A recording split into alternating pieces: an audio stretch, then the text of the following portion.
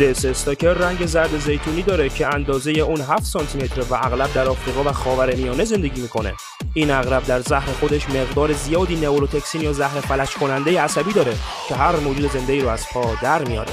زنبور قاتل آفریقایی که بر اثر یک اشتباه انسانی تکثیر پیدا کرده حالت بسیار تدافعی داره و اگر اونها شما رو نیش بزنن دچار سرگیجه و تنگی نفس میشید و باید سریعا در بیمارستان بستری بشید وگرنه کار تمومه. حلزون شیپوری که گفته میشه زهرش برای مرگ 20 نفر کافیه، اونها از طریق دندانهای خودشون زهری فلج کننده رو به بدن جاندار وارد میکنن. ماهی سنگی که به خوبی استتار میکنه و زهر خودش رو از طریق تیغ‌های پشتش وارد بدن میکنه که منجر به درد بسیار شدیدی میشه و اگه براش کاری نکنن باعث مرگ میشه. آخرین حیوان هم مامبای سفیده که طولش به 4 متر میرسه. ماری بسیار عصبانی و زهردار که در 20 ثانیه انسان رو از پا در میاره.